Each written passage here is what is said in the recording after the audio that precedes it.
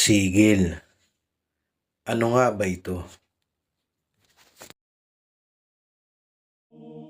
Ang sigil o sa Latin ay sigilium at sa Ingles naman ay seal o selyo sa Tagalog ay isang uri ng simbolo na pinaniniwalaang nagtataglay ng iba't ibang uri ng kapangyarihan.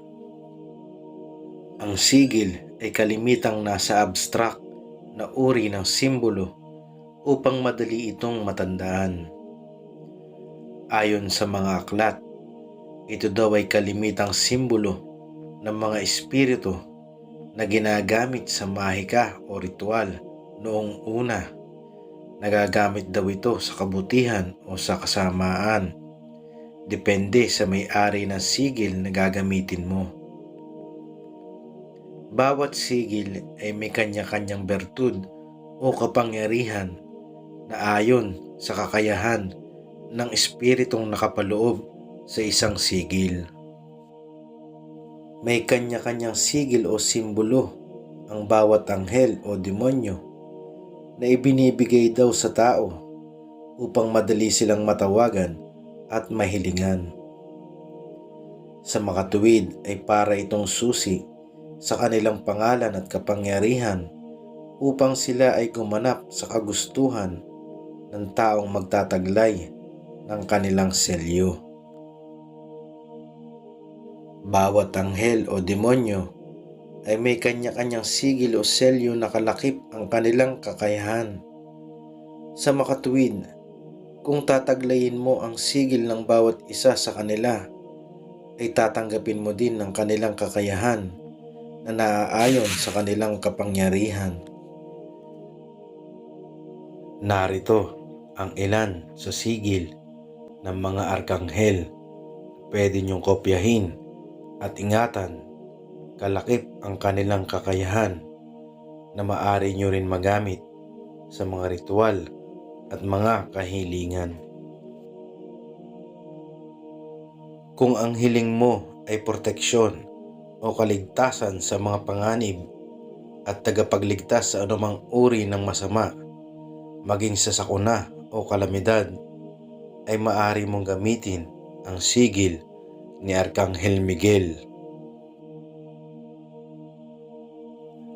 Kung may mensahe ka naman sa Diyos na gusto mong ipaabot, ay maaari mong gamitin ang sigil ni Arkanghel Gabriel para sa iyong mga kahilingan upang ang iyong hiling ay mabilis na pakinggan at masolusyonan. Kung nais mo naman ng kagalingan sa mga sakit at karamdaman, ay maaari mong gamitin ang sigil ni Arkanghel Rafael upang mawala ang iyong sakit at makaramdam ng ginhawa. Kung nais mo naman ng talino o karunungan sa mga bagay-bagay na hirap kang unawain, ay gamitin mo ang sigil ni Arkanghel Uriel upang gabayan ka sa nais mong maunawaan. Kung ikaw naman ay taong nasa estado ng pamamagitan, halimbawa ay pulis o abogado, upang nasa mabuti palagi ang iyong desisyon at panig, ay maaari kang gumamit ng sigil ng gabay kay Arkanghel Raquel.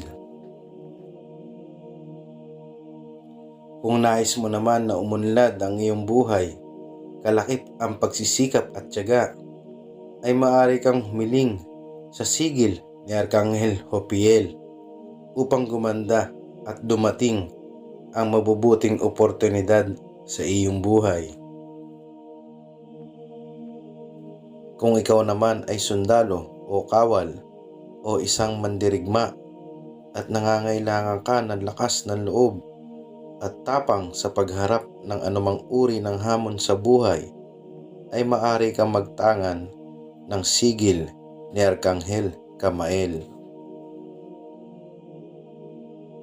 Kung awa at kapatawaran naman sa Diyos ang iyong hiling, ay maaari mong gawing instrumento ang sigil ni Arkanghel Saquiel upang tulungan kang mapatawad at kaawaan ng Diyos sa iyong mga kasalanan. Kung labis naman ang iyong kalungkutan, dulot ng mga pagkasawi o mga kabiguan sa buhay, ay maaari mong gamitin ang sigil ni Arkanghel Azrael upang aliwin ka sa panahon ng pagdurusa at magkaroon ka ng kapayapaan sa puso.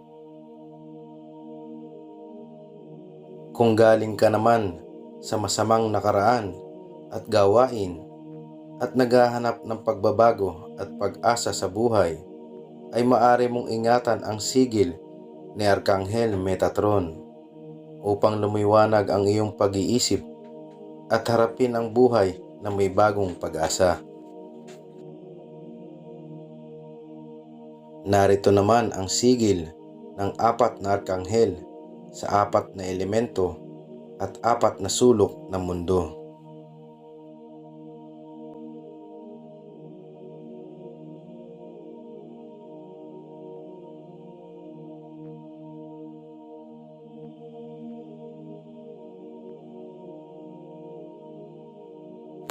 Sa paggamit ng sigil, ito'y isinusulat sa papel at saka magdadasal sa arkanghel na may-ari ng sigil. Tatawagin mo ito sa kanyang pangalan at saka hihilingan. Matapos ito ay susunugin na ang sigil at isiping matutupad ang iyong kahilingan.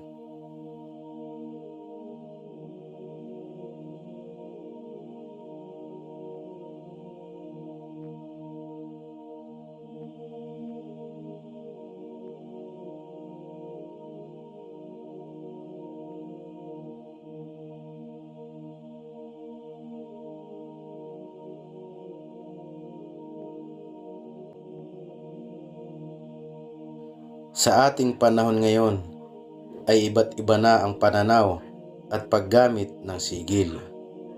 Ang iba ay ipinalalagay na ito sa mga kwintas at singsing o sa mga damit at mga bagay. Ang iba naman ay ipinapatato nila ito sa katawan upang palagi nila itong maalala.